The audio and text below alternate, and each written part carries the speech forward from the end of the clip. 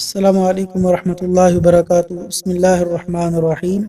نبی صلی اللہ علیہ وسلم کا قرب کیسے پائیں؟ مسند احمد حدیث نمبر 6735۔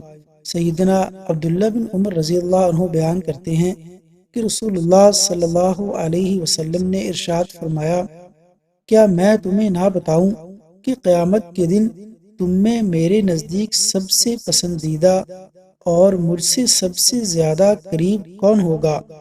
سب لوگ خاموش رہے تو آپ صلی اللہ علیہ وسلم نے اس بات کو 2 یا 3 مرتبہ دہرایا۔ لوگوں نے کہا، جی ہاں اے اللہ کے رسول صلی اللہ علیہ وسلم۔ تو آپ صلی اللہ علیہ وسلم نے ارشاد فرمایا، تم میں سب سے زیادہ اچھے اخلاق والا۔